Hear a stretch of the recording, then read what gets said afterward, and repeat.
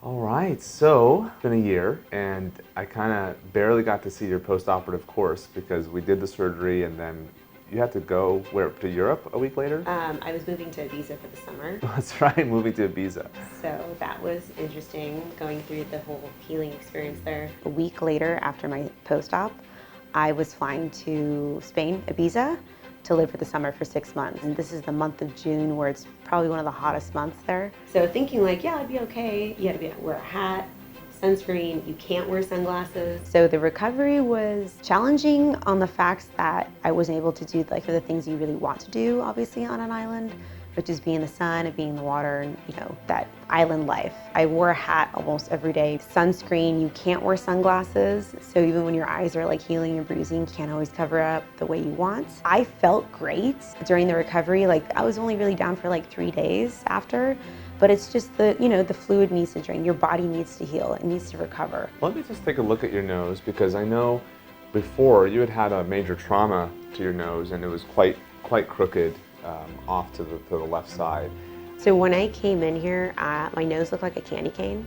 It was like broken and like a hard to the left. So aside from not being able to breathe right, it was just really like blown up because I had broken it. What he had to work with was something really difficult, and with the results and how much it's really gone down, like narrow-wise here and the bulbous, like it looks fantastic.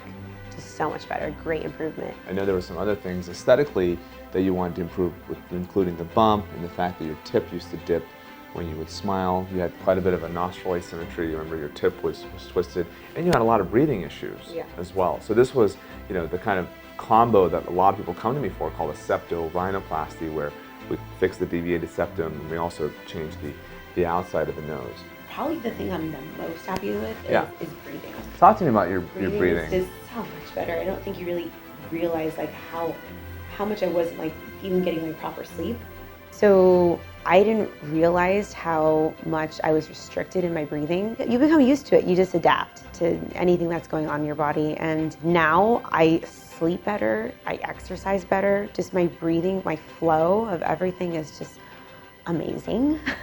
So internally, I feel incredible. Anytime if I ever hear someone like breathing heavy, or they don't realize how much they're restricting their life to just having a better lifestyle in general, just breathing and health-wise. Just looking at your before and afters and looking here, your nose still goes off to the left a little bit. So it's not perfectly straight. And this is something that I tell all my patients, you know, before, especially ones starting off with a real traumatic curve to the nose.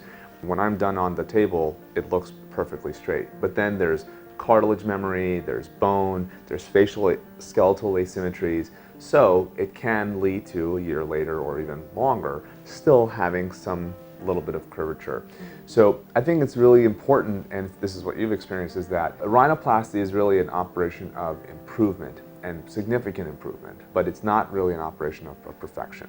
And so I think that's important for people to understand because, you know, nothing is perfect, and sometimes we tend to want to post our most perfect results out there, but setting that bar of perfection is also, you know, not only unlikely, but it's really unrealistic. Granted, like you said, it still kind of shifts a little to the left, but only if you feel like you're staring at me that hard. Other than that, I'm really happy with the results. Compared to the before and after are just phenomenal.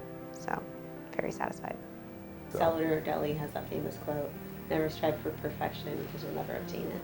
And he's an incredible artist. So I mean, that nothing is ever going to be perfect, and that is realistic. Well, thank you for comparing me to Salvador Dali, but you know. Yeah. I actually forgot that we did an open approach. And your incision has healed really, really beautifully. I mean, it's quite imperceptible.